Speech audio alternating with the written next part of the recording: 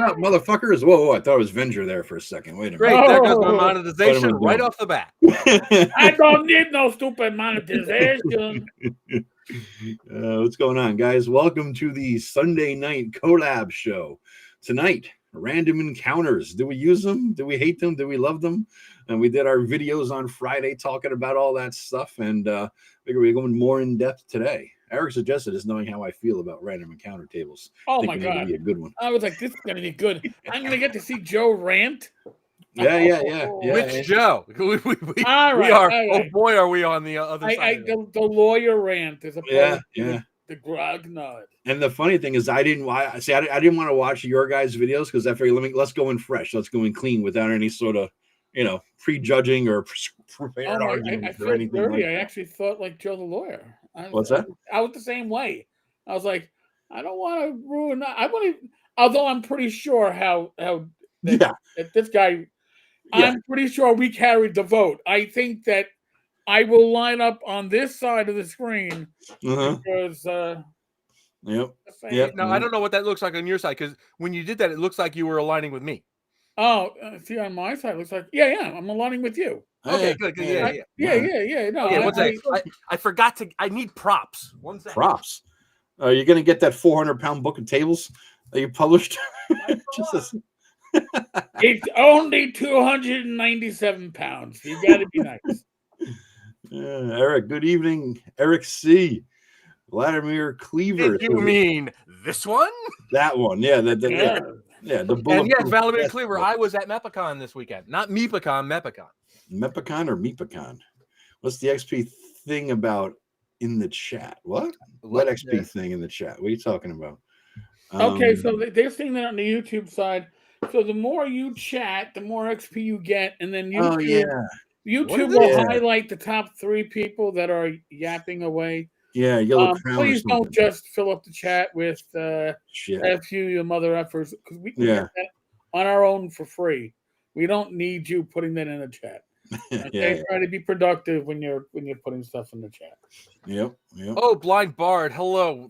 Glad you're here. I met you at a page last year, and I subscribed to your channel. Blind Bard is really cool. Oh, cool. Mike, and I am one of the few that I'm with Joe. I don't use random encounters. I got a lot of comments and saying they agreed with me. I was quite surprised. I would imagine you guys, your comments might have been a little bit differently. Yeah, I think that.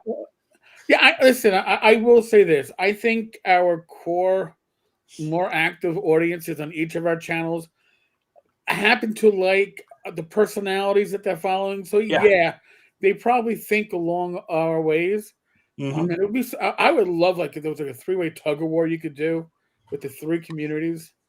Well, don't forget, our communities have kind of merged over the last couple of weeks because we've been doing all the, we've been doing the live streams, we're doing the collabs. So, I've got a lot of subs. You guys got a lot of subs. So our communities are merging, which is kind of the point. Yeah, it's nice. It's a nice deal. And we've all grown a bit. I think the growth has slowed down a bit once everybody was exposed to each other. It wasn't as fast as it first was, but it's still doing pretty good, YouTube chat is measuring our dorkness and crowding the dorkness. There you go, Shellback. You are correct. It all. So what are we drinking? Eric, you have your iced tea again? Posing. Yeah, I've got my hop tea, but I have it in a hobgoblin glass. So you have a tea? You're having tea? You sit on a throne of lies, Eric. You are pretending. It's hop tea. It's hoppy, but it's a black. It's a carbonated black tea. Is there booze in it? Is there booze in it?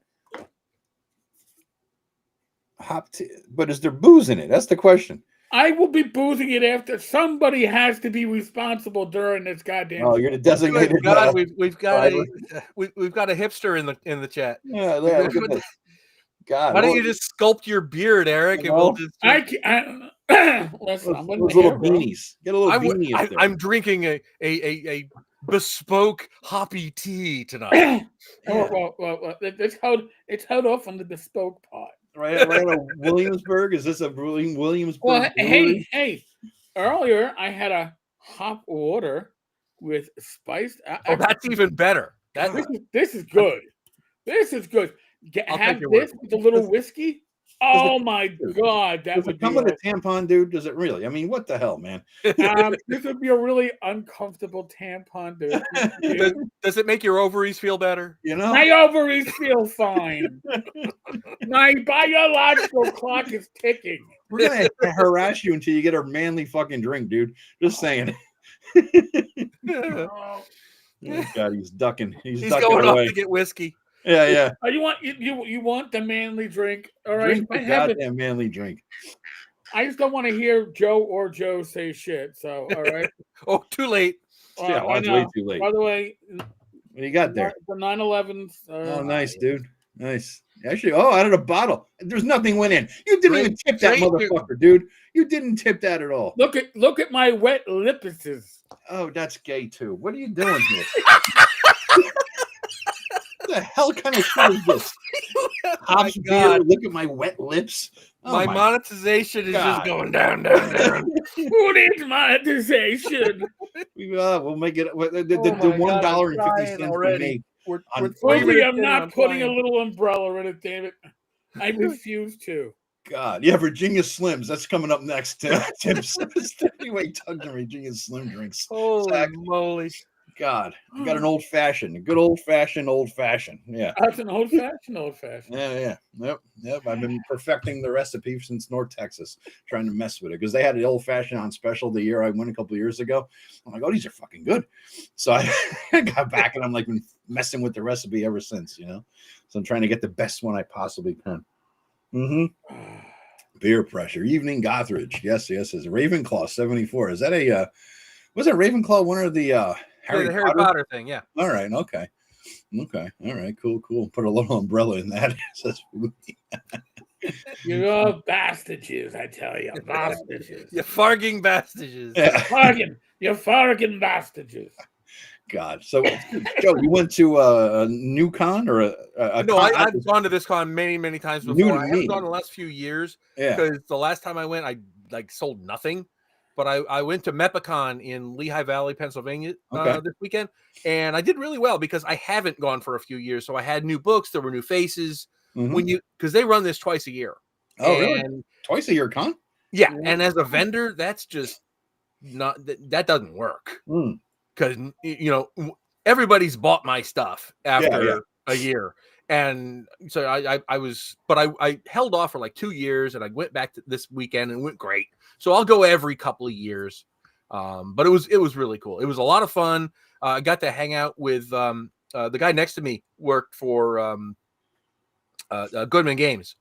Okay. And we had a lot of fun bantering between each other. I'd riff off of his stuff and bring people over to my table, and it was a lot of fun. That's cool. A lot of people. I mean, what's the size of the place? I'm guessing. I'm wild guess about 500 people. Oh, that's good. People. Yeah, it's not huge. It's smallish. It's a little bigger than like WizardCon or Central New York, but they'll get there.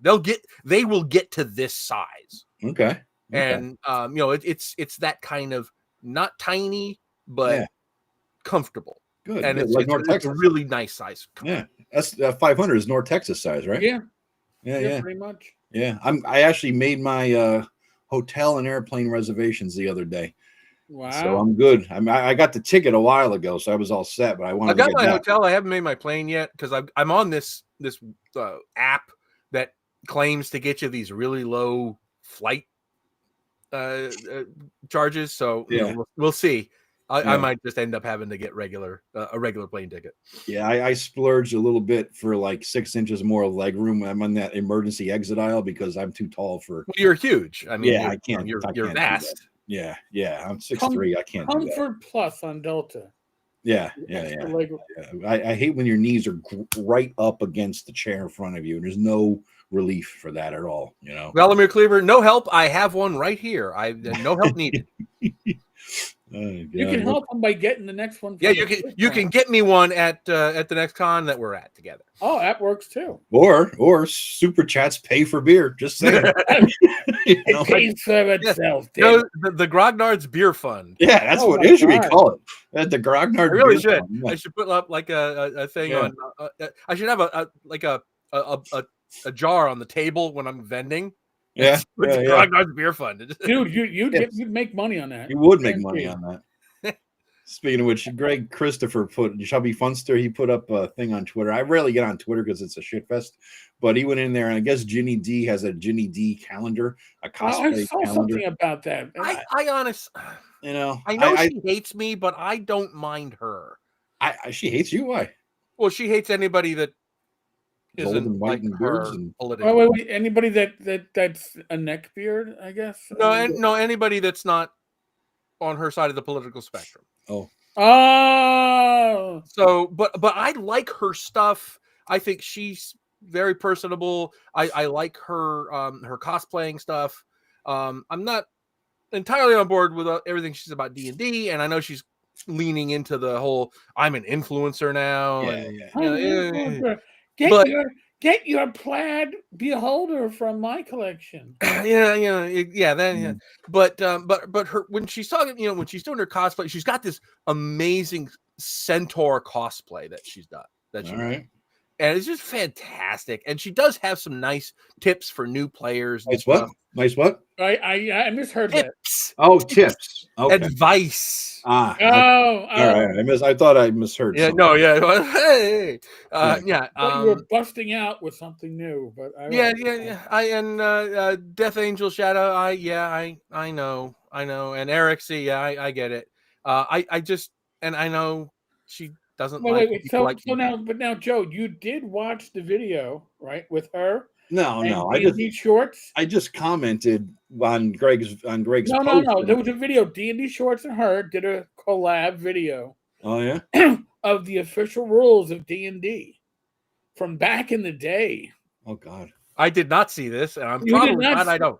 Oh my God. And it was I need a drink for this one. Oh yeah.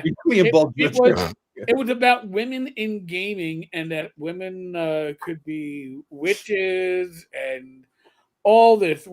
They didn't have a charisma stat. They had a seduction stat, and this was official D&D rules because how was this out? I missed that. They were in Dragon Magazine, like issue 4 or something like that. Len Lakovka wrote it. Yes, I remember the article. Okay, well, the two of them did a whole video, kind of like. Wait, Jenny and who? D&D Shorts. I know the guy. The English beard in a hat. Yep. Yeah, and it was horrible, but it did great. And the reason why they did it together, folks. By the way, if you don't know this, and a tip of the hat to Agile Monk, who is a frequenter of my channel. Yeah, I think. Yeah. They have the same representation in the industry. Oh, you were talking about that. Yeah, I've heard about this. I want representation. I would love representation. Listen, excuse me. You are a middle-aged male white. You are overrepresented. You cannot get representation. Sorry. I think it has more to do with the fact that I only have 11,000 subs. Yeah. If I had that too, I'm sure I would have representation. Somebody got a super chat there. I don't know who it was from. I'm gonna have to open up. Yeah. But I brought up that Ginny D calendar because on Greg Christopher's Twitter, I threw out an alternative option, which I know he's eager to get. I suggested that you all, instead of the Ginny D calendar, we do an OSR Grognard calendar. And it would be full of old fat grognards, like, not me, of course, but other people. A neck beard, gut, and like baldness, man boobs, all that is required. And Greg Christopher, everybody on his Twitter account, Chubby Funster FC, I think it is. He's accepting full frontal nudes of fat old men pictures who want to be in this calendar. So if you want to be in Greg Christopher's old man Grognard calendar, send him full frontal nudes of yourself. He will take them all. It's right. I'll bet he will. It's got to have the raggy picture of him on the bed. No, I got that somewhere. Gotta have that on the cover. By the way, Mike, thank you for the super chat. All right, there you go. No, we're not gonna do a firefighter calendar. No. I don't look good in chats. Okay, it doesn't work for me. Ladies, you don't have a good enough hose for the firefighter calendar? I don't. No. I think I have like one uniform shirt left from my police days because I gave everything. I walked out of work and I gave all my detectives my uniforms because I wanted no temptation to rescind my retirement. And I figured if I had nothing left to wear, it was not going to have. I wasn't going to be able to come back, and I was right. So. Well, a year into retirement, Eric, you probably couldn't fit into that shit anyway, right? Oh my God, no! 6 months into retirement, it was like, what? I still have a shirt in the closet. I don't even want to try it. I found some uniform tunics from when I was in the Air Force, and they're ludicrously small on. Yeah. I mean, there's no way I could ever wear these things. No. God, shall we get into the topic? Nude in the bearskin rug. Topics? No. Topic. We had a topic somewhere. It was about how these two are wrong about their take on random encounters, if I remember correctly. Oh, you're talking shite now. Exhibit 1, shite. I have made more money with this than you have with your wrong opinion. Well, you may have. That just means you have people who fell for your scam. That's all it really comes down to, Joe. That's all it really comes down to. Yes. You know? Yeah. So our topic is random encounter tables. Do you use them, yes or no? And maybe I started talking to shit. Maybe I'll drop mine out there. My take is that, and this comes from playing with Tim. At first, I was horrified with this. Tim Shorts, he rolled up all his encounters ahead of time instead of randomly running them, right then and there. Oh, 6 skeletons, boom, there, and he, run with it. He rolled them ahead of time and then prepared them. I said, Tim, what the fuck? That goes against all things D&D, all the credos, and you can't consider yourself an old school gamer, blah, blah, blah.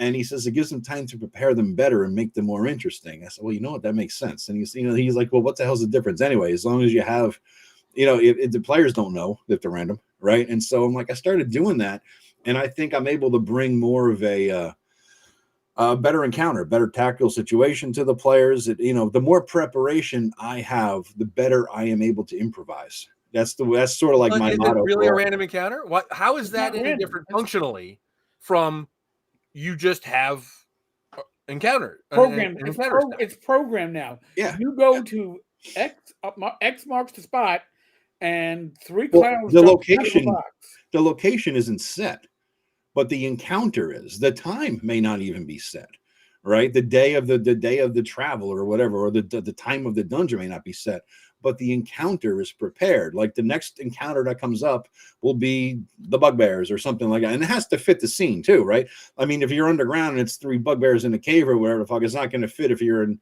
a desert area or something. You know what I mean? So if you have a bunch of these encounters already prepared, 3 or 4, you can just drop them where you need them. And then if the next one's going to be the bugbears, or you could just pick and choose which one you're going to drop at them.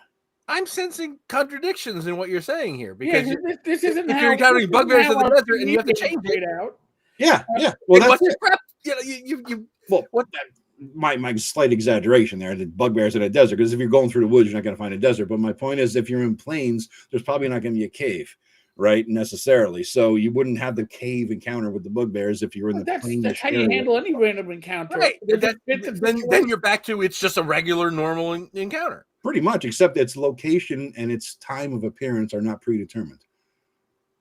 But neither is it if it's rolled randomly. So I'm still struggling to see how this is right. So then you see the randomness. So what I fail to see, like, it's like saying my random encounter chart, as opposed to just saying 1d3 orcs, says 1d3 orcs happily dancing their way to the Merry Makers alehouse when you encounter them, which 9 times out of 10 a DM can make that up on the spot. Yeah, that would be my point. Would be and I'm gonna segue away from your opinion, Joe, and go into Joe's opinion.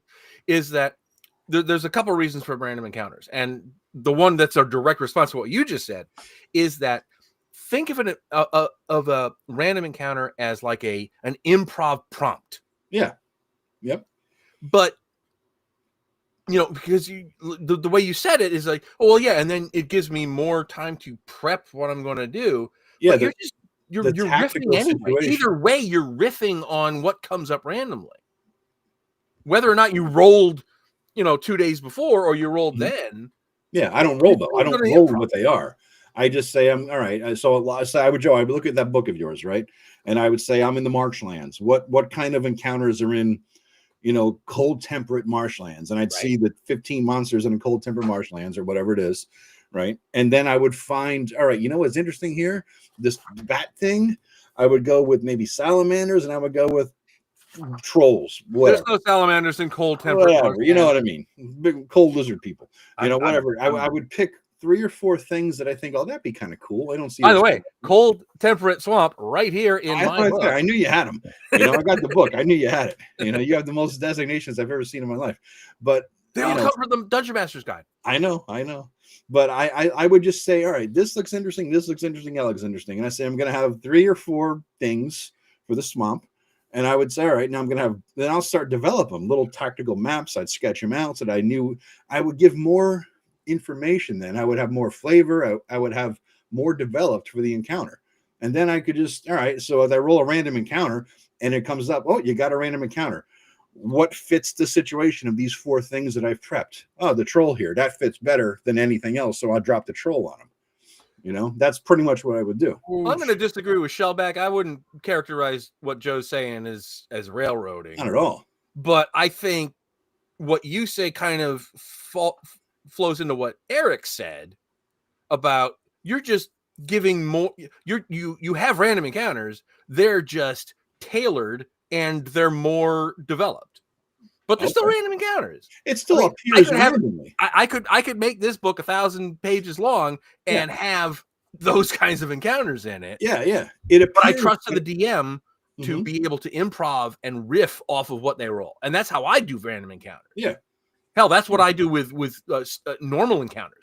I put just little weird things into my dungeons, and I expect that the dungeon master is going to take that and just riff off of it and listen to the players because they're going to have better ideas than he could ever have, and just go with it. I do a very improvisational. Yeah, I think the what we're looking at here is loose prep versus what I would consider to be over prep. Yeah, because I've always been an over prepper.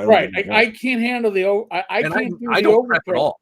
Yeah, because 90% of what I over prep or more will never be seen by the players. Right. Yeah. So and it feels contrived when you force them into what you've prepped. Right. It's like, oh well, you have to have this encounter because I fucking wrote it. Damn it. Yeah. You will encounter it because it's good.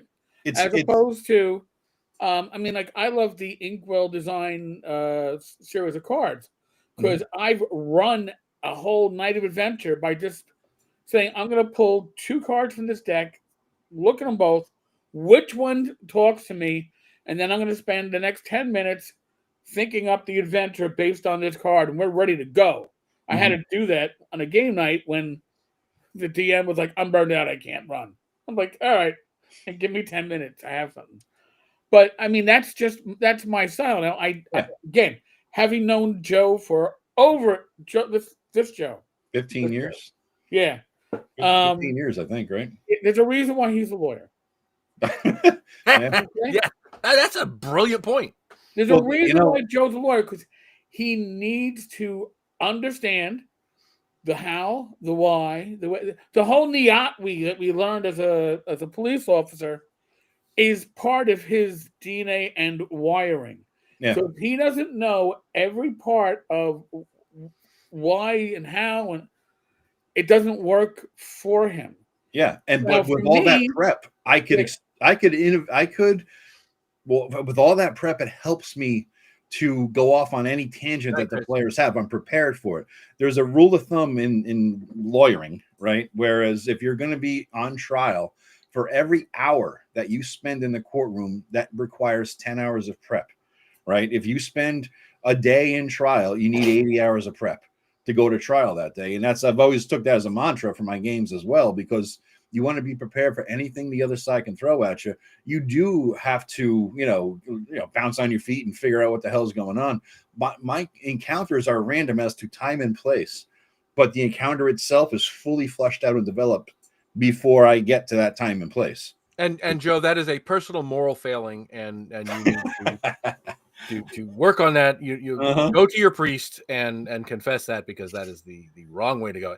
Sure. I do everything very improvisationally. I have my, I have the adventure, but I know the players are going to do things that I have no idea what's going to come. And you have to be able to dance like that, and you have to be able to respond to what they're doing. And I don't see why that should vary whether or not it's a planned encounter.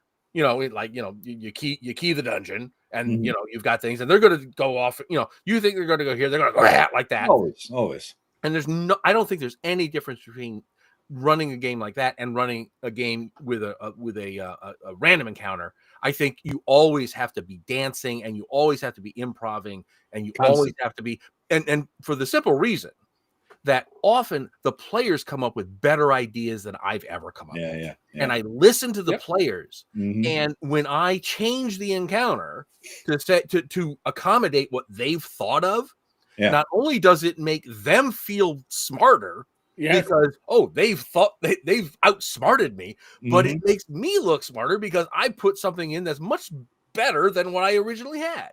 Yeah, I get that. I've done that too. I've done it too, but I feel more prepared to improv the more complexity I have in my head. The more complex this web of connections of the whatever the thing is that we're dealing with at the point in time, the more complexity that web is. Like if I know that 3 NPCs are in the bar, and it's, if I know, Larry, Daryl, and Daryl, I could riff off of that, right? But if I know that Larry's banging Samantha and Daryl is burying, Samantha's husband's body in the backyard, if I knew all this shit ahead of time, then when you get into the thing, I could improv on a deeper level. You see what I mean? I have more. You have now ruined Newhart for me. Thank you. I've used Larry, Daryl, and Daryl as my go-to NPCs when I couldn't think of fucking names so many times. Every campaign has a Larry, Daryl, and Daryl. They always appear at the beginning when I forgot my list of names or can't think of one off the top of my head. That's Larry, Daryl, Daryl. But there was a book that I think, who the hell put it out? Shit. It was one of these, I think it was Toma Horrors. Was this the one? The Toma Horrors Complete that had, which one, Eric?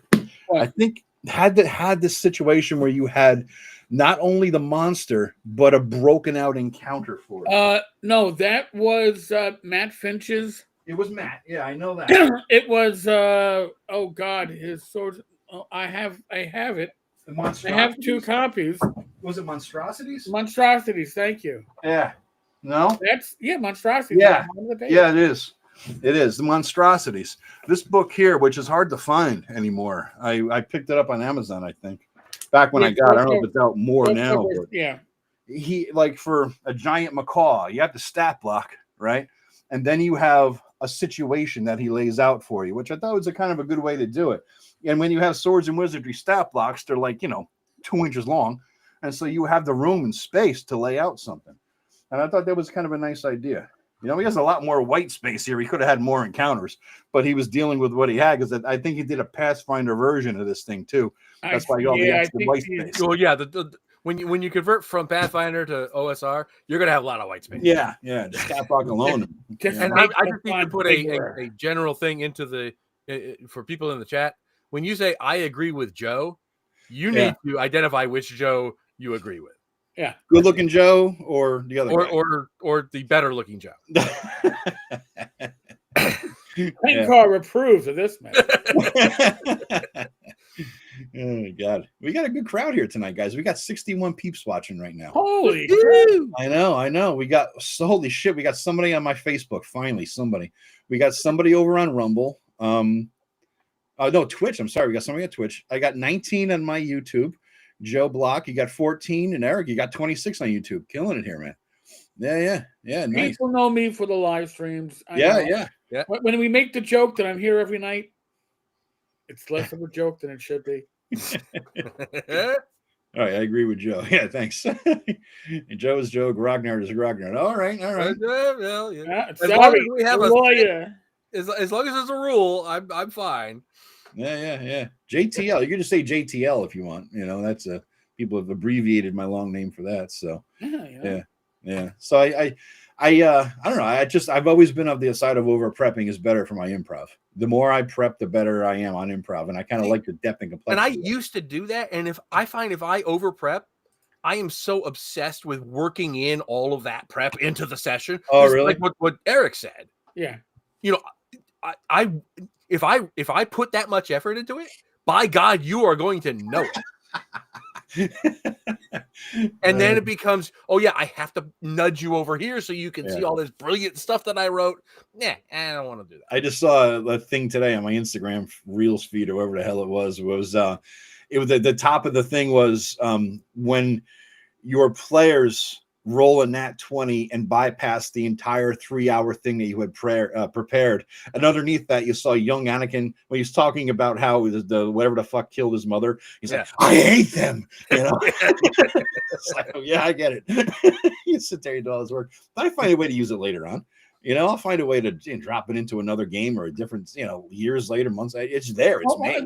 But now, there you go. Like years later, months later, I have so much third-party material that I'll never get to use.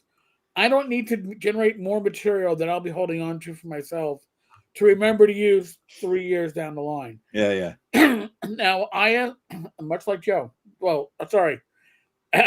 This Joe. It's like I'm poking him in the ass. Yeah, I know. Yo. No, you're poking me in the gut. Yeah. Oh, all right. Well, better that. Pillsbury Doughboy. But I like to riff off my players, especially at conventions, because if they figure out something that sounds at Page last year, I had a player who was playing the halfling. I mentioned that, well, you know what? You smell something burning in the air. And he goes, well, I'm a halfling. Can I distinguish it? I go, right.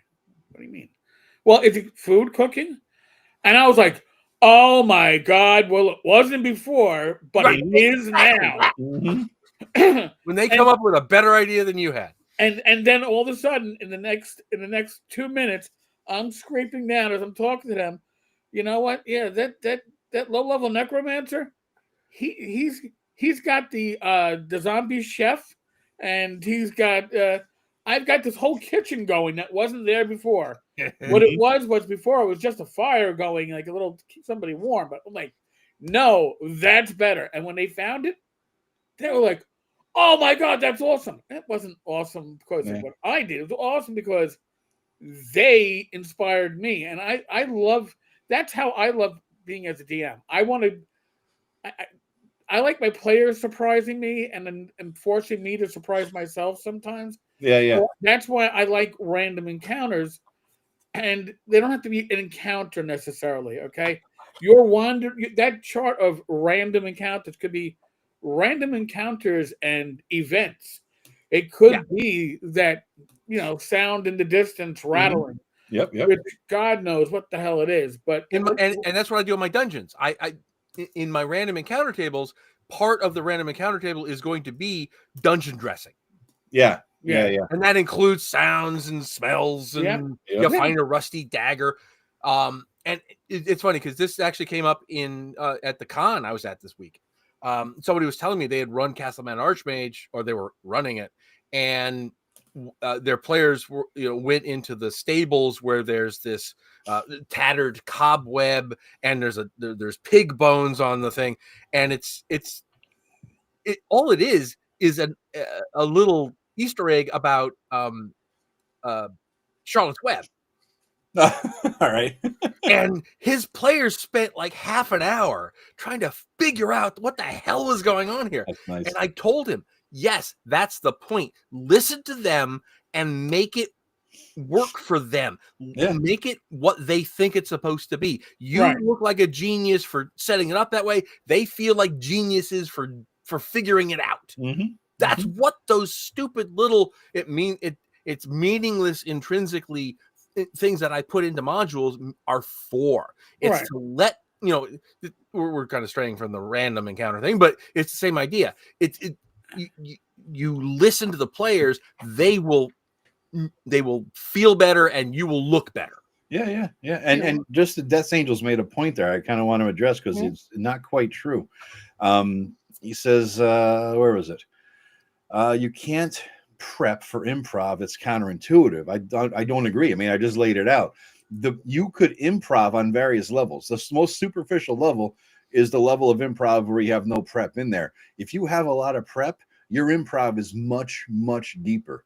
Much deeper. If you walk into a bar and there's 10 people in there, you don't know anybody's name, anybody's personality, you're going to riff with it. But I guarantee you, if you got a list of names and basic personalities, each of the 10 people in there, your improv when your players' characters interact with those people is going to be much, much better. And that goes across the board. I don't think it applies to random encounters, because you're not going to have a random encounter. Oh, there's an inn that just suddenly pops up in the middle of nowhere. But it's the same principle that applies to any encounter. I mean, if you know the layout and you have enough things in there, if you have like the cave with 3 rooms and the bugbears, okay, if you have prepped it and you have a lot of interesting things in there, then your improv on those interesting things, like you have a pot cooking, right? Whereas before it's 3 bugbears in a cave. But then you've got the pot cooking, you got 5 or 10 different things in there that now the players can fuck with and mess around with, and you could riff off of those things better because you've prepared. But is that improv really? That's not improv. It is when you got to riff off it and you're not prepared. And here's another one, and I think that this is being overlooked too. The assumption here is that every random encounter is a combat. Yeah.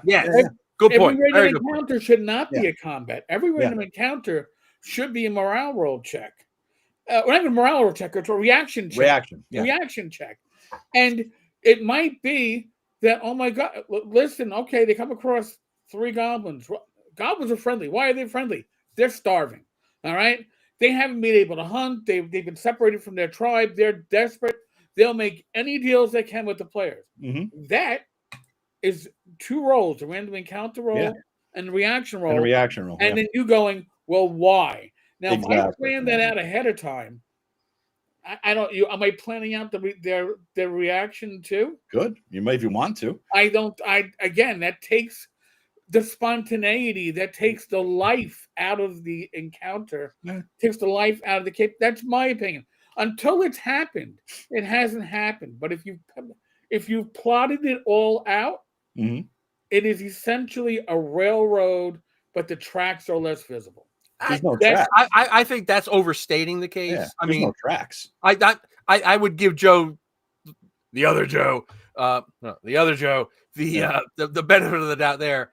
I wouldn't call that railroady so much, but over prepping is one thing. But I want to bring in an example from the first Gord the Rogue novel.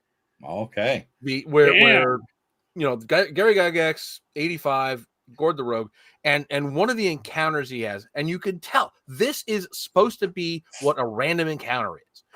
Gord and Leah are going through, they've just escaped from the bandit kingdoms. They're in the hills, and they find a group of bandits.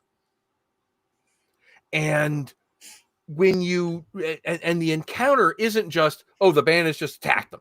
The encounter is he interacts with the bandit leader, and there's a one-on-one duel to see if they can survive. But it's so improv. And if you had over prepped that, then you could take that into a completely different area than what the players might have wanted to take it. Yep. And in that respect, I think it's kind of, if this is even a term, micro railroady, because you're railroading the way the encounter should go, not necessarily the way the adventure's going. Okay. But if you have just, you meet some bandits, and then the players are frantically figuring out, what should I do here? And you give them the freedom to do that, rather than, okay, you're meeting some bandits and this is how that encounter is going to go. Well, I never know how the encounter is going to go. Where we're talking about in the comments. Yeah, I think that's what people are thinking of in terms of railroad. I never know where the encounter is going to go. I mean, that's why when you say it takes about the improv, there's in every fucking encounter I've ever run, no matter how prepped it was, you're always improvising and thinking on your feet, because the players always do shit. Well, sure, you're not prepared for. That's part of DMing. So you're always going to improv every encounter. My point is, I want to be prepared for at least the low-hanging fruit. You know what I mean? So that I don't have to use my brain power for, there's a limited number of brain cells here, right? So I want devote them to the higher, more interesting things, and not the low hanging fruit. I can prepare the low hanging fruit. I'm good to go. You're always going to improv on something, but it's like you're a better improvisational DM the more you're prepared, the more you know your situation. Like Rob Connolly, right? Here's an example. Rob knows the city of Invincible Overlord, the city state of Invincible Overlord, like the back of his hand. He could probably rattle off the names of everybody and every business and all their fucking stats because he's been running that city for 40 plus years. Now, when he improvs in the city state of the Invincible Overlord, he's coming into that with 40 years of knowledge about who, where the lady hangs her laundry, about how the guy's hemorrhoids. You know what I'm saying? So his level of improvisation is so much better than I've ever seen within a city. And that's what I was kind of striving for, was the more knowledge you have, the more information you have, the more immersive the thing can be. But that's background knowledge, right? That's knowledge of the setting. Like I could do that with Gryhawk. Yeah, I'm sure you could. But put me in City State of the Invincible Overlord. I don't know. I've played it, but I don't know it that integrally. But I'm not sure that that's necessarily justifying the kind of over prep that robs you of the ability to improv. That actually, no, I'm even phrasing it wrong. It's not robbing you of the ability to improv. It's robbing the players of the ability to take that encounter into a different direction than you might have wanted it to go. I don't really care where the encounter goes as much as I want to be prepared so that if they want to do something, it doesn't break the immersion of the location, whether that location is a dungeon, a cave, a wilderness, or a city or something like that. That is a living, breathing thing. Right. And so to the extent that the players want to do something, that has to fit within the living, breathing thing's reality. Okay. And so the more I know about that space's reality, the more I know about how everything interacts and all the pieces and how they all bounce off each other and work together, how that web goes, the more I know that if you pull this strand on the web, these other 5 things are going to happen. But how does that differ than a planned encounter, than a keyed encounter? Because the location of it and the timing of it is random. But that doesn't. So it's really the difference. It's random in a sense that when it happens, I'm going to roll the dice. Any random encounters for today? Yes. No. Okay. Yes. You got a random encounter in the overnight. Okay. Which of these 5 things that I've prepped fits an overnight random encounter? All right. Well, that bat thing looks pretty. That might be a good one. The bat thing. So let's say the bat one happens tonight on whose watch? Boom. Okay. His watch. The bat thing happens, and the bat thing is all prepped and ready to go. All right. So now here I'm gonna go back in time. I'm going to go back in time to when DCC first released. And I was running DCC, and Joe the lawyer you were playing, Miss So-and-so? She was, you had a female character that was a caster. And Joe likes his casting characters. Yeah. I will play any role the party needs.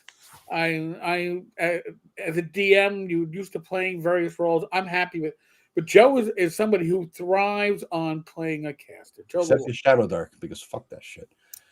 Well, for the same reasons you're going to get at right now. Yes. So DCC casters are. Where's that book? Not necessarily very consistent in what their abilities can be. Mm-hmm. So when you're playing AD&D, you're playing BX, you're playing Adventures Dark and Deep or whatever, you cast a spell and all right, my magic missile does 1d4 plus 1. And it always my firebolt as a 5th level caster does 5d6. Yep. You play DCC and it's either premature ejaculation or you killed your partner. There's it's one extent or the other. You don't do much of anything, or there's dead bodies all around because you blew up your own team. Everything. Yeah. Or your arm turns into a sea urchin. Yeah.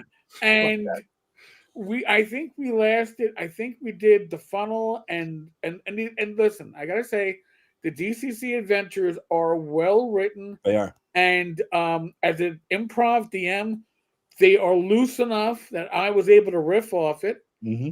But that inability to have, and listen, yes, 5d6, people are going to argue, well, you could roll 5 or you could roll 30. Yes. Yeah. DCC, you could roll bupkis or you could roll 1,000. Yeah. I mean, it is that wide, and it makes it very hard for casters in general, but especially if you're someone like Joe the Lawyer, who, as you've seen with his random encounters, needs a certain predictability in what they're going to have. DCC, we saw early on, I saw the DM, was like, not a good fit. It's not a good fit for this group. It's not going to work. Yep. Fun for a convention play, by the way. I would advise you to play it at a convention. It rocks. You guys but if you got to do spell burn, you better be at a convention and not have to worry about living afterwards. And that's my same thing on Shadow Dark, Eric. That's why Tim was shocked I don't play a caster in the Shadow Dark games. I hate them. Because if I can't predict something, I mean, he's like, well, sometimes the spell fails. In other words, the player makes their save, the monster, whatever, the enemy makes their saving throw, and so it doesn't work. I said, yeah, that's fine. I mean, but I didn't fail. I don't want to fail. I want them to, if they beat me, that's one thing. But goddamn, if I'm a fucking wizard and I'm casting a spell, the goddamn spell better fucking work. I don't want the spell itself to fail and fail so bad that I can't cast a spell again for a whole nother day or week or whatever. I rather have spell slots so you burn them, you delete them, but you know they're going to work.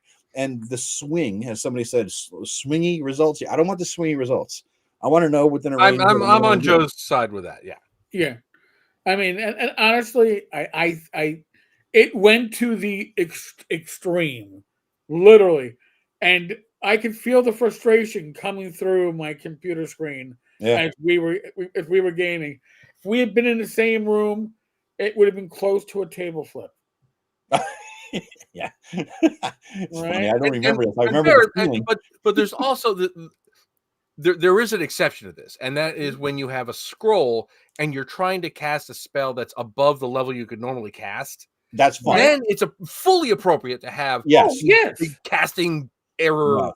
You've taken on the risk. You know that there's a risk. You've taken it. Exactly. And that's not your main thing. That's a bonus one. But if it's a spell you've spent the last 15 years of your life studying, no, it should work. Yeah, I should know how to cast that. I should be able to do that. Yeah. When the whole world here, I'll make my one Forgotten Realms reference.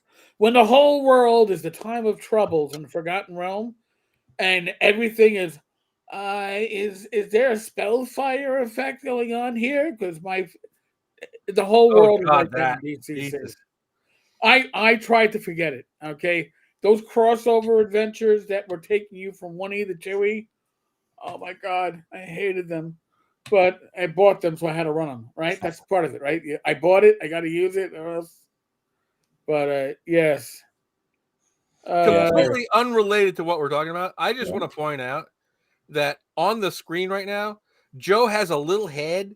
Joe the Lawyer has a little tiny head, and mine's a little bit bigger. And then Eric's is like, I'm here. I can sit we just have this progression of head sizes that I've never noticed before. It's just where our cameras are. Move it there, and then we're kind of like. No, your head's still tiny. You still got. Big head's on top. You're a little less tiny. Yeah, big head's on top. I like that whole background too. Plus, if I go higher, you see my man tits. I don't need that shit on the camera. I want to sit here. It looks like I only got one chin this way. I got a little higher. I got more chin. Doc Flamingo, member for 14 months. Thank you, crushing your head. I'm crushing your head. Swinginess is why I hate the D20. I'm pro 2D6 and 3D6 setups. Interesting. Be a table flip option of ETTs. That would be cool. If you're getting that frustrated, stop the game and address the issue. Don't let it fester. I think we just didn't play it again. Is really what it came down to. We did. That was. I was like, all right. Well, Joe just got an amazing magic item, and we're never going to see how amazing it is because we're not playing this campaign again. Yeah. Time to pivot. And I think we went to Swords and Wizardry or something. I don't even remember. It's so many years ago. We were playing so many different things, and you were doing this shit. I remember, man, you pissed me off because I was fucking broke back then. And you said you wanted to play, and I'm looking over, where is it? Stars Without Number or something like that? Oh, yeah, still got it. You didn't need a physical copy of that. It's free. No, not that. I spent, it's like $110 I didn't have on this thing. Thinking, we're going to settle in for a 6-month campaign. That's before I realized that Eric's three sessions in a row on one system is all he could take, and he bounced to a new fucking system. Dude, you know? Dude, that was my return to gaming phase, right? Oh my God. I was like all over the place. It was nuts, man. I'm like, you motherfucker, I can't return them either. It's like just sitting here unopened somewhere on this shelf. Oh, God. They were good books, but still, where the hell are they? I can't even see them now. There's so much crap up there. I see my DCC book, my first edition. Merlin, should you use random tables? Short answer, yes. Thank you for coming to my TED Talk.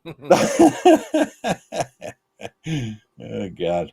And so, guys, we haven't said it yet, but since we're almost an hour in here of an hour and a half show, if anybody's watching on my channel or Joe's or Eric's, you could click that subscribe button and you could subscribe to each of our channels. All right. That'll be the hat trick. Whoever is a triple subscriber is a hat trick.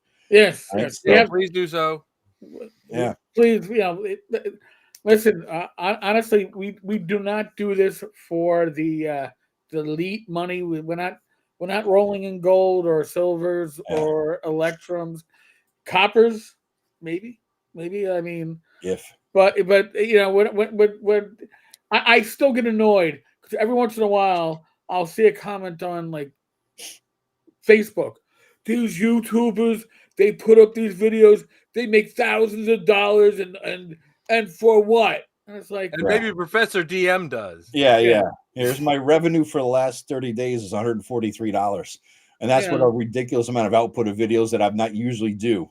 So that's not let me check right now what my analytics tells me I've earned in the last 28 days. Yeah. Let's see. Yeah. Okay, $298. And I got 152. All right. Not that we're measuring penises or anything like that, but if we were, only because of the generosity of people like Agile Monk, who's gifted a number of members, and that counts subscribers. Yes, and that counts super chats. Yes, and that counts gifting of memberships. Yes, it actually counts if you have a shop attached, like you're selling shirts. All those incomes come in. Yeah, I'm at 343 and change. Yeah, so this is. Yeah, you do. Eric's a fucking machine. He posts like 5 times a day. What I'm saying. I put up one. Listen. I know from my blog days. All right, this is my blog days. My blog was successful when I was putting up 3, 4, 5 posts a day, and I was just focused. Yeah. And then when I stopped focusing, now I'm like 3 or 4 posts a week on the blog. I put up a short every day. So what I'm doing now is I do 1 8 to 12 minute video daily, but I'm trying to do it the Joe Bloch way. I'm trying to like put a day aside where I can do like 3 or 4. Yeah. And I had that planned. I planned it out just over 2 weeks ago. And the night that I planned on doing it, I came down with a cold from hell. Yeah. And I was like, I'm really able to sometimes get 2 videos in, so I get a little bit ahead of the curve. But I'm working on scripts otherwise, and the live streams and the live streams, folks. No matter who's doing a live stream, whether it's me, Joe, or Joe, the live streams are literally for you. This should be. You don't make any money off it. You don't make any money off it. I've had conversations with people. Unless you super chat. That's it. Yeah, you don't really make money. Yeah. We'll be on for 2 hours. You'll make $1.50 in advertising. Literally. But the thing is, it's for you. It's how you get to interact with us, with our co-hosts, with our guests. This is your opportunity to essentially go to a convention from the privacy of your own home while you're sitting on a toilet or whatever the hell you're doing, and converse with other members of the gaming community and us live. Get a beer, because this is just like it would be if the 3 of us were at ShireCon at a bar having a beer. This is exactly what we'd have. And in fact, what I did last week, because I screwed up so bad, and I said, our show is this weekend. I'm like, God damn it, I messed that up. And then I put my freaking thumbnail saying, Sunday night, but I guess I put the date as Saturday night. And Saturday night, I was at a Led Zeppelin cover band show, and I'm sending videos from the show. People are like, Joe, you're going live? No, man, a goddamn big concert. Can't you see what I'm talking about? What cover band? Tell me. Zoso. Oh, really, yeah. Good. It's my second time seeing them. They're great. There's also Stripperella, which is Stripperella. Oh, it's an all-female cover band. Oh, I heard about a Led Zeppelin one, like that. But yeah, so I'm on YouTube. I screwed up so bad. They do a cover of the Levy, which is fantastic. Nice. But I screwed up so bad that I figured I'm going to do a show for you guys Sunday because I messed up the whole damn weekend. And what I did was I dropped a link in the YouTube chat where anybody could click on it and join the restream and do a video hangout with me, and that's fun too. So I mean, stuff like that is what I've only done that with members only in the past. But I figured, what the hell? I mean, I screwed up bad. So, speaking of audience participation, guys, we know what next Friday's video is going to be already. The sci-fi fantasy mix. Do you mix and match? Right. And so we don't know. That's again, next Sunday is not our day, correct? Right. Correct. Better not be. I'm in another con. So basically, that means the following Sunday after that, we neither have a topic for Friday nor and that goes always the same topic for Friday carries over Sunday. Do you guys suggest anything? Do you want to see anything?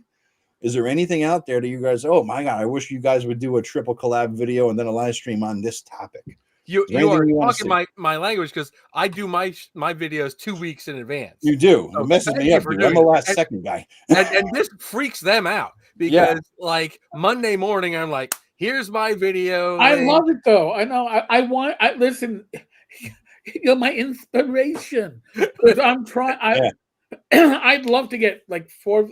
Listen, doing a video daily in addition to long form like live streams isn't rough if you bang them out in an evening and you're done. Oh, I do. I take Sunday afternoon normally. I take Sunday afternoon. I do my Tuesday video. I do my Friday video. I do my Sunday video.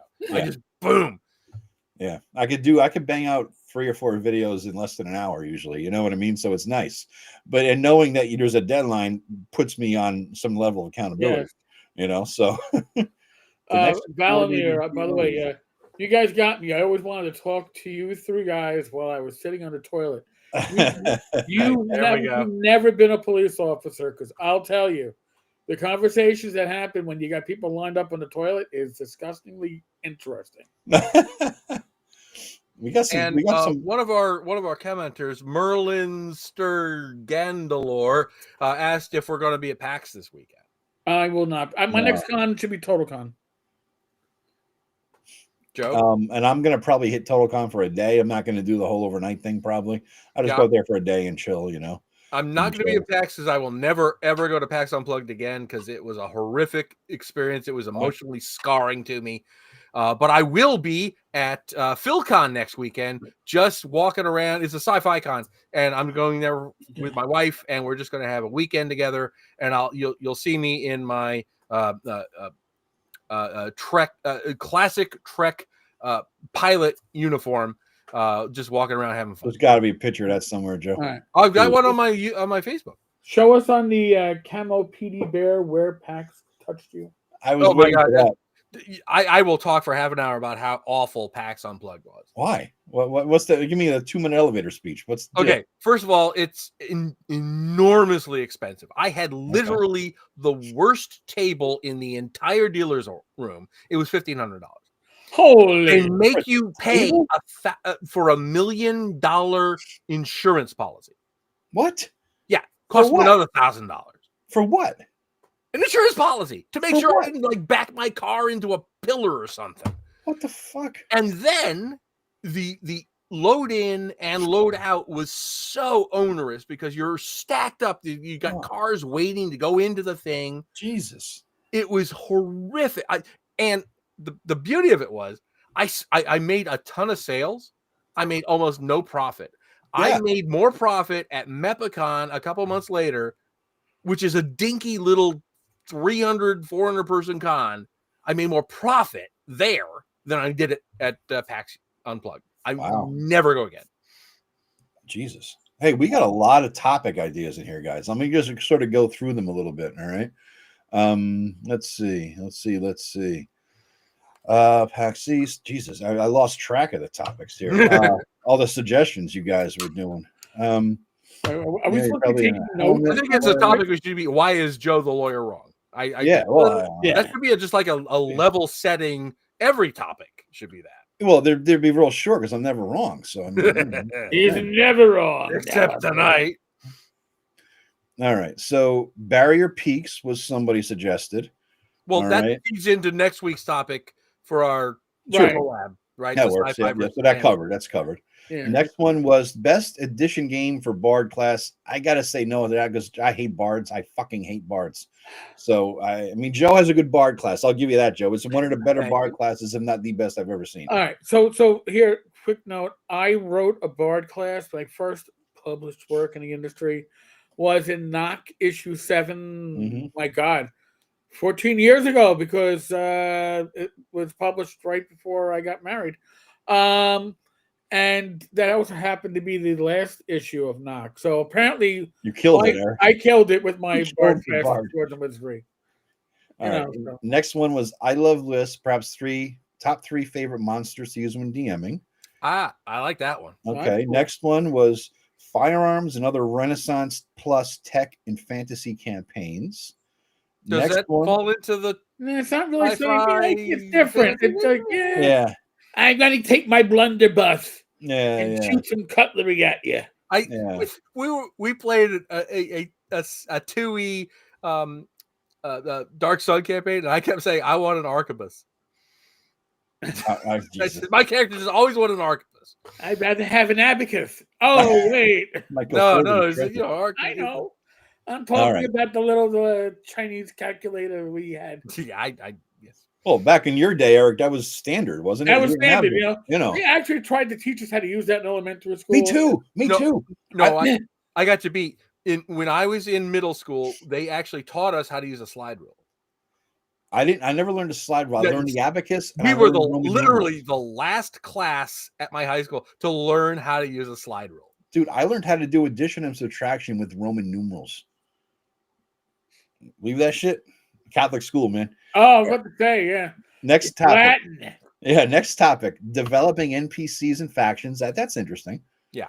Back. Knock had 7. Knock spell. Not the Knock. Knock spell magazine. Matt Finch had 7 issues out a decade and a half ago. Yeah. Here's a good one. I'd be interested in your thoughts on alignment and your preferred style of play. Joe has very good detailed write-ups on alignment in his game. I think that were pretty interesting. I actually did a whole video about the alignment. It was good. I saw it. It was actually really good. I think that could be in it because I have a different take on alignment than you guys. Than you, Joe. At least I know that. I didn't use alignment at all for a long time, and then I realized how essential it was. Let's see. I think that's the last one. Favorite non-fantasy RPG. I only like fantasy RPGs. So it's actually tough because I've got 2. One is Fastest Star Trek. Okay. The old Fastest Star Trek RPG was amazing. I loved that. We played that forever. The other would be Ring World. There was Chaosium did a Ring World RPG, and I love Call of Cthulhu. But I had such a great time playing this Ring World game. We never actually went to the Ring World. It was just like a known space campaign. Yeah. And we were based on We Made It, the colony planet, and we just did all kinds of stuff with the puppeteers and everything. It was so much fun. But I do love I do love Call of Cthulhu too. I mean, that's probably the default for me. We're getting 3 other people agreed with the alignment thing. Cosmology and alignment. We got 3 alignment votes. It is done. I have decreed it. So let it be. So it is. So let it be. Alignment is dead. Long live alignment. All right. So next week's collab video again in the sci-fi. Are we doing first and third? Or are we doing every other? Tell me so I can know this in my head. Well, the collabs are every Friday. Every Friday, yes. Our live streams are first and third. All right, first and third. We're getting the best of both worlds. All right. So our next one then is going to be on a 5th. or are we doing fifths? No. Then it's just that's an off day. We're not doing it 30th. So the next one, that's probably good because I think I have inappropriate characters re-rolled coming back that day. So I guess I won't. I won't. Yeah, we're only twice a month doing this. All right, good. So then our next video that we are going to do. Now, we just voted for the video they want to see us do a live stream on. So that will be the 7th. We will have to figure out another one for the 30th.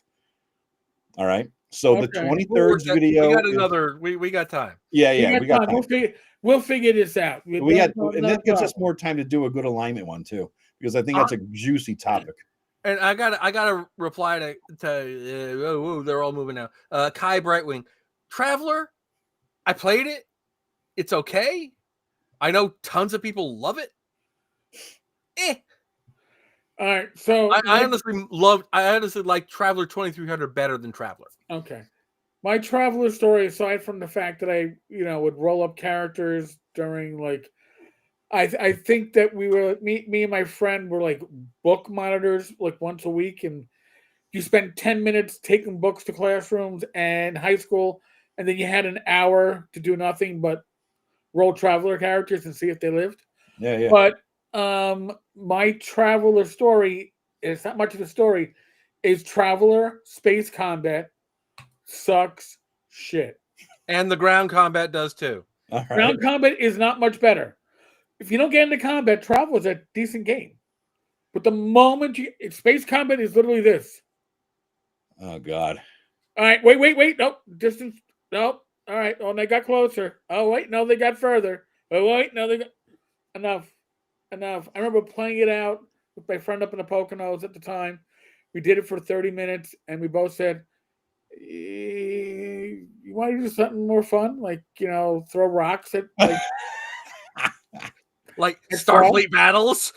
Yeah, Maybe we can figure out the intricacies of the battle system game with all these pieces that we never want to play with. I mean, it's like, no. And I think we're talking about the original Traveler, the little black books. Yeah, I got that over there. I got to give a quick shout out to Howard Hughes, because that dude he's in the house. So I haven't seen him in a while. That dude is giving me so many super chats. I feel like if I've ever seen with a con, I got to give him a handy. He's a Howard Hughes. He's truly Howard Hughes. There's my monetization, Dan. I came all the way here, and you just took 25 cents away from my family. Yes, Chubby. Money out of my pocket. Yeah. You really are a lawyer. You really are a lawyer. You took it right out of my pocket. Chubby Funster, yes, we are still here. You had a shout out by me at the beginning. You will be getting many more full frontal submissions on your Twitter feed from old fat guys with man boobs and neck beards.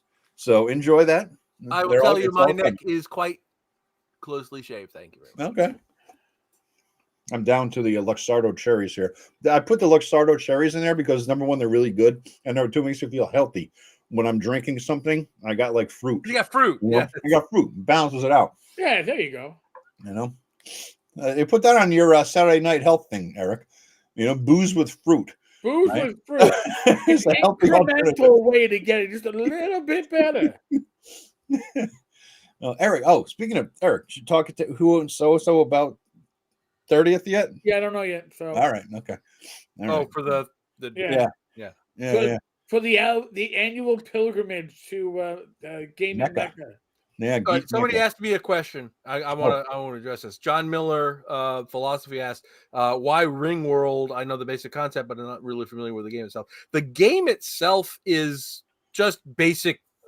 It's their basic RPG game. It's Chaosium. It wasn't the system that's really good. It's a D100 system with skills and everything. It was. Everybody involved in the game was a huge Larry Niven fan, and that's what made it such a magical game to play. We were all really invested in the setting, and we all knew what was a puppeteer, what's a Kazinti. We were all really knowledgeable about the setting, and that's what made it great. That's cool. It wasn't the system so much as this was just such a fun game. Because of the people who were playing, because we all were invested in the setting. Hey, have you guys ever? I'm doing a city-based campaign. I just started the in-person gig, and we got one good session in. We're gonna, another one first in December because holiday crap. But I'm styling this as much as I can after Lankmar. I have of course, all the old Lankmar books that Wizards put out. I got the DCC Lankmar. I'm about to dive in and reread all the Lankmar stories. Have you ever done like a Lankmar-based campaign or anything like that? Any tips or ideas for running Lankmar style city games? I threw a note in the. Oh, we got a super chat. Yes. Eric C sent it to me. Thank you, Eric C. Appreciate that, man. I didn't even notice super chat as I'm rambling on here about. Yeah, I know. So someone's got to go. Wait the. Yeah, smacking around. Well, there you go. Yeah. I had the Lankmar, the AD&D Lankmar. The first or second? I've got a bunch of the I had the first. The modules. I use them for Gryhawk. I take pieces of those and I put them into my city of Gryhawk. Yeah. You know, I ran them. It wasn't so much a campaign. You know, you just did a couple of sessions in there, and then it wasn't the best of cities. Steve's World. And oh my God, what was the other one that was put out by the same people that developed Thieves World? Los Chaosium. Nicodema Press. They had another. Can't see that far without my glasses. Kars, the city of Kars. Oh, okay, yeah. Yeah, these were, they still are. These are what, if you're looking to run a city in a fantasy RPG, regardless of system, because they built them for like 9,000 systems back then. These are things that you should look at because they set great examples. Lankmar was great, not because of the city that included, but just for the lore of Lankmar, right? That they were working with.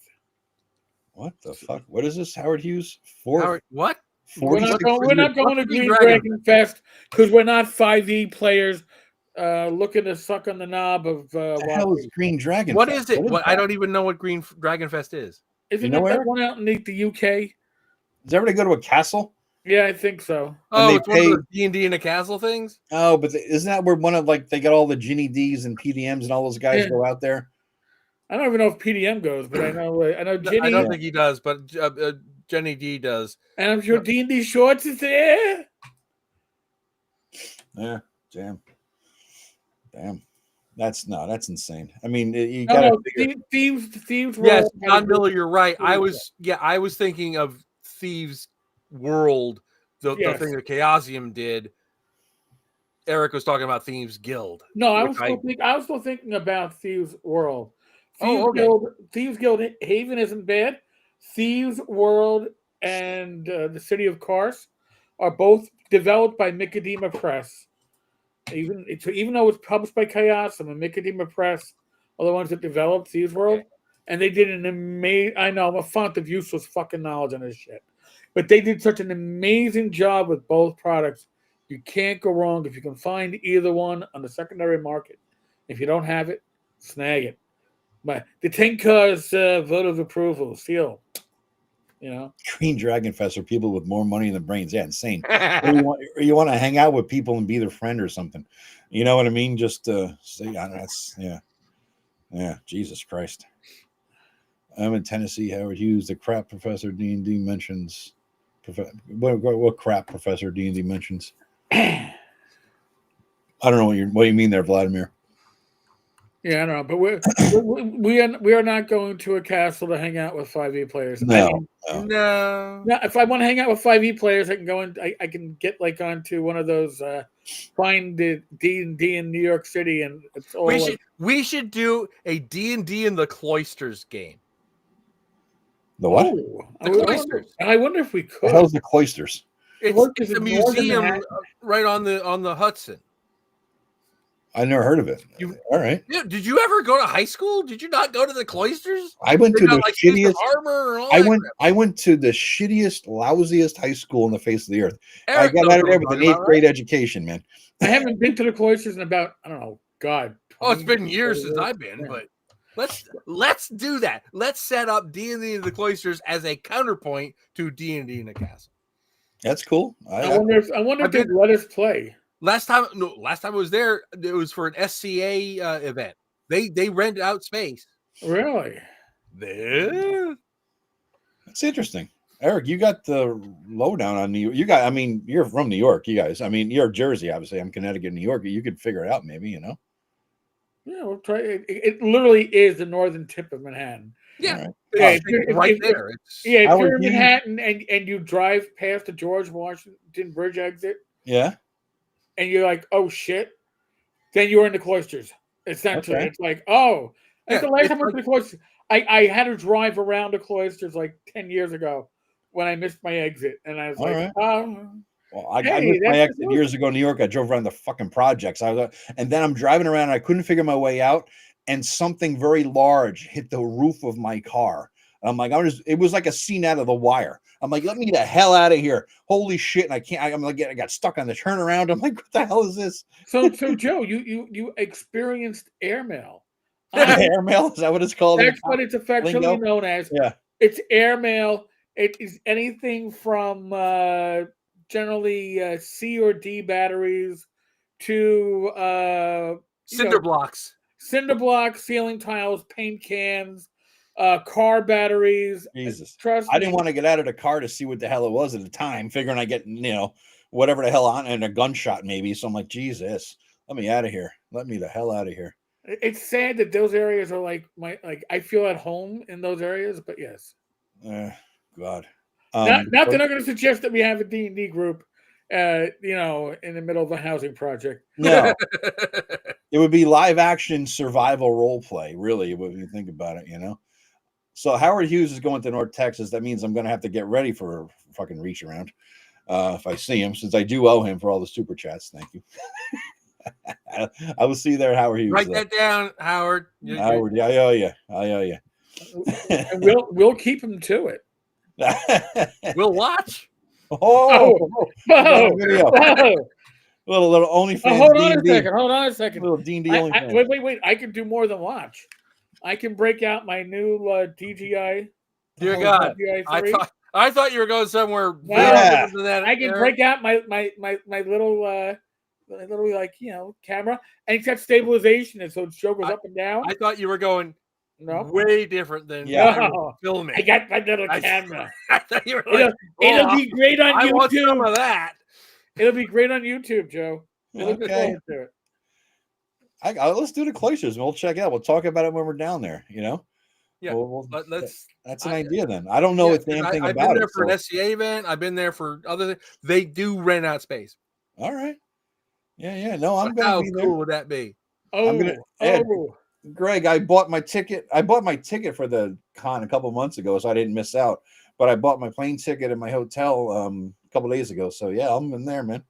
Don't forget don't forget one of the first things you got to do: get your ticket to the midnight auction.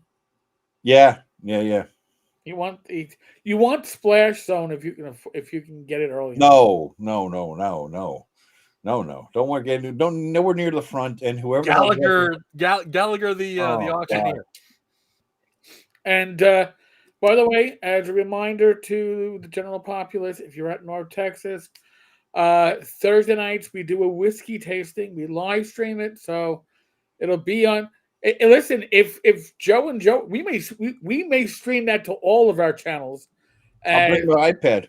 I'll bring the iPad if I'm invited. I mean, last time, Joe, I know it's a limited invite, so it was. Remind me, I will hook up a friend. Appreciate that. Yeah, it was a limited invite. It was the world's worst whiskey. We're at a German bourbon, whatever. The German year. German bourbon. The German whiskey was meant to be a horrible year. By the way, it was terrible. And Chris said it. I think that's the one I was there for. Yeah, Chris said German whiskey is not good. It was the worst thing I've ever drank. I mean, but I drank it because it's booze. But it was truly the worst shit I've ever drank. I was like, turpentine is better than this. But it was still, I appreciate the invite, and maybe next time I go this year, it'll be a. It's supposed to be much quality as shit. I think last year was Texas whiskeys. That was very nice. That's all right. Okay. All right. I can't file for my LLC till January. Yeah, I'm gonna. I was thinking about that too. I'm gonna probably start an LLC not this coming year, but the following.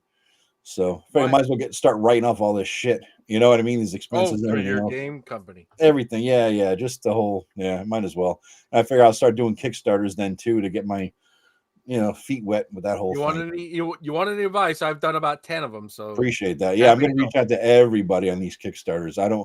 Number one lesson I've learned from everybody's good Kickstarters and failed Kickstarters is have everything done and paid for before you launch the goddamn Kickstarter. And that way there's zero risk. Zero the only risk. thing he kickstarts is the art. Yeah. I'm not even going to do that. I got to pay for my editor. Who I know her and I know what she charges. And then I need to buy art. But the text is written. Don't think that you're going to get a Kickstarter to pay for your time to write the fucking thing. Yeah. I am not. I'm even going to have the art and the editing done, Joe. This thing is going to be in the can before I launch. I don't want to have a Kickstarter on my first one as a fail. I want to set the fucking tone. You know what I mean? It's going to be done. Well, between Eric and me boosting it, it's not going to fail. You know that. Yeah. I hope. It's going to be minor stuff. You know what I mean? I just want to get my feet, dip my toe in the water of desktop publishing. I want to learn the software. I want to learn how to do. I know you do Word. You don't do that, but it's beyond me. But I want to get my feet. I used to teach Word. It's too much. Plus, I want to learn desktop publishing. I really do want to learn. Affinity is That's now what I have. free. That's Affinity what I have. is now free.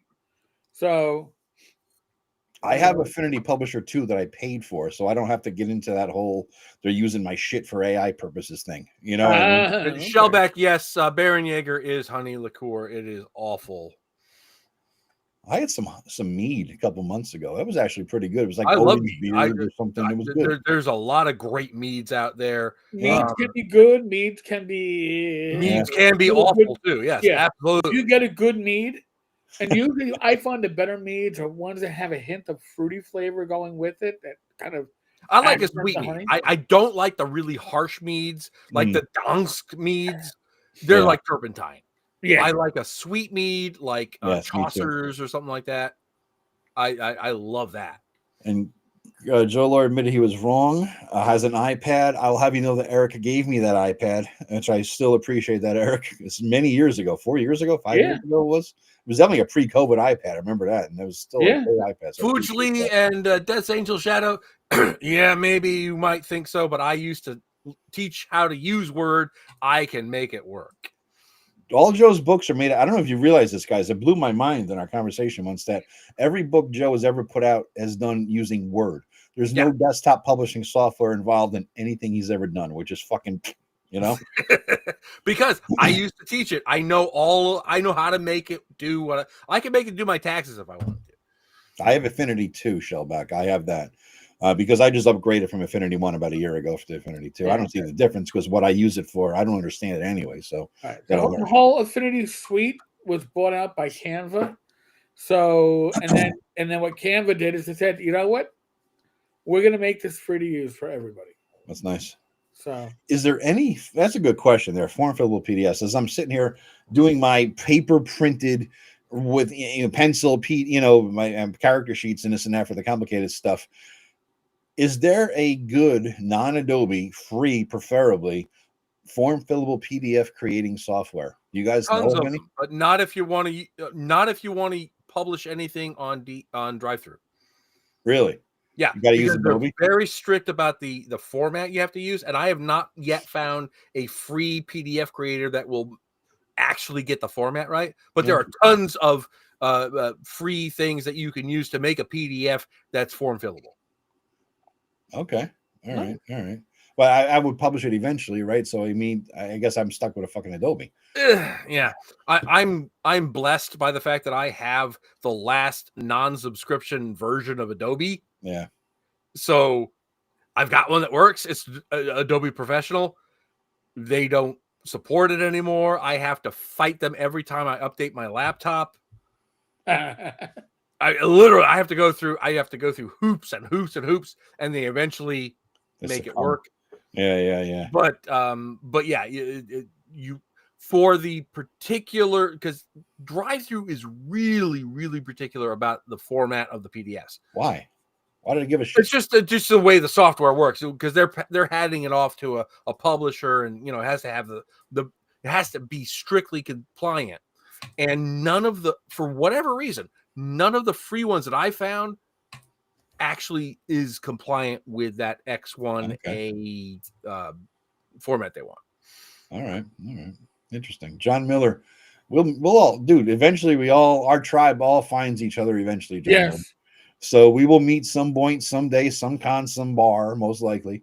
We're all, we're always going to be there. I knew that. I was looking for Eric when I got to North Texas. I did my first time there, and I'm like, "Where's Eric? I'm just going to go to the bar." Remember in North Texas, we actually convinced them to keep the bar open.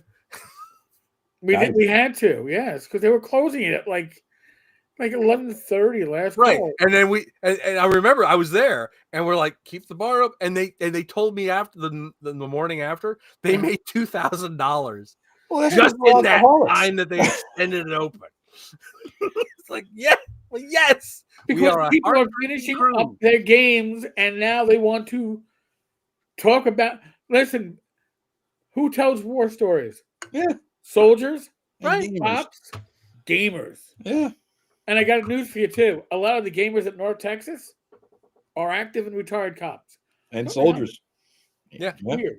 Yeah. But literally, I talked to the bartender the next day. Yeah. They made $1,500 or $2,000 extra just keeping the bar open. It's a no-brainer. Yeah, for us. I mean, oh my god! And their tips were, think about how much. Oh, the tips are that's not even counting the tips. Yeah, I always tip good there. I always tip good anyway because I was a waiter at some point. So anybody who's a former waiter, bartender, you always tip good. It's just in your blood now, because you remember when you got ripped off by some asshole, and so you always try to make up for that asshole with everybody else. I worked retail for 8.5 years, Stearns department store, and I sold electronics most of the time, but I would pick up overtime as a stock guy, taking out the electronics that other people were Crazy Eddie. Oh, we hired one guy from Crazy Eddie, and the first day, this kid tells me, "Oh, by the way, when I was at Crazy Eddie, we had this great scam about how we would mark out valid merchandise to be damaged to get returns on it to then sell it out." Wow, that's really cool. I might want in on that. Hey, Bob. Yeah. You know that new guy that they just hired from my department? Fired him. Yeah. Who did his background? You're in security. His prices are insane. Yeah. I go. He just gave me a great idea about a scam about how to mark out brand new TVs to sell them out of the back. All right. Yeah. All right. He was gone within I was like, yeah, we don't need this. No, thank you. There's nobody who is not in a tri-state area who knows what the hell we're talking about. Right, exactly. Saying, everybody, if you're on YouTube, you've seen some video on Crazy Eddie. I would hope. If you don't know, just look it up. And not even the tri-state area, but the tri-state area in the 70s and 80s. Yes. Oh my god. Very limited. I used to go there to buy my Commodore 64 games if I didn't want to go to Flushing because I could walk to one. Yeah, no, he did his Christmas sale in August. Remember that? Yeah, maniac. He was he just did 400 pounds of coke before every commercial. He was just he had a fucking tube for instance. Those lines, that guy, man. He didn't say. And he always had the blue turtleneck and the black jacket. He was wasn't he a Mossad or something too? Fugly remembers Crazy Eddie, and Fugly's out in the center of the country. Yeah. And Death Angel knows who's Crazy Eddie was. See? Yep. He's an American icon. Yeah, he's grown. Crazy Eddie, but he was just like the actor, right? That wasn't actually Eddie. That wasn't Eddie. That was Eddie. No, it wasn't. That was Eddie. I didn't think so. No. That was an actor. Get out. That was an actor. Eddie Antar. That was not him. Eddie Antar, by the way, embezzled his own company, and that's why. Yeah. He was on the run. Oh no, I know it went. Yeah. Completely. By the way, Eddie's nephew, the accountant that helped Eddie embezzle all this stuff, is the one that is he's the one that's blowing up the spot and all the politicians and their mortgages. He's the one that's doing the initial investigation and then going to the feds. Hey, this politician lied on their mortgage application because apparently He has too much time on his hands now that he's going to go. Fugly. Oh, Fugly, you lived in Connecticut back then? Whereabouts in Connecticut, Fugly? I think we talked about this, but I forgot, man. Oh, tips are an insult in Japan? I didn't know that. Yeah, some places in Europe, you're like, no, do not tip. Yeah. I did not know after all these years that was not Crazy Eddie. Where is that guy now? Because I want to, Joe, you should hire that guy to do your fucking Gryhawk Grognard commercials for your product. I like my Gryhawk Grognard. I'm saying this guy added to it just gold. You know? Can you imagine? Adventures talking deep. The adventuring is insane. Oh God! Oh God! I might do that for like April 1st or something. You got to do that. Yeah, we are at time, gentlemen. We are, and I got a very early morning tomorrow. And I've been awake for like all weekend since Friday. Yeah, that's Nobody right. Nobody beats the Wiz. All right, guys. Well, thank you very much, everybody, for watching this long and for the super chats and the tips and the advice on what our topic is going to be for our next live stream. The next time you will see us all together in one room is the 7th of December. It looks like, right?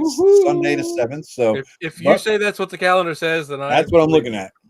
I messed it up before, but that topic will be alignment. So it gives us time so that the video that drops on Friday the 5th will be on alignment.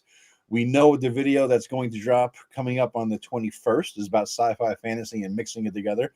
The mystery video will be the 28th. Nobody knows what that's going to be. We'll figure it out. We'll figure it out. All right. So thanks very much, everybody, for listening this long. It's much appreciated. It goes so fast, guys. I can't believe it's an hour and a half already. I know. And everybody, if you're watching this on my channel, do like and subscribe to Eric's and Joe's channel. Ditto. I've gotten one new subscriber tonight.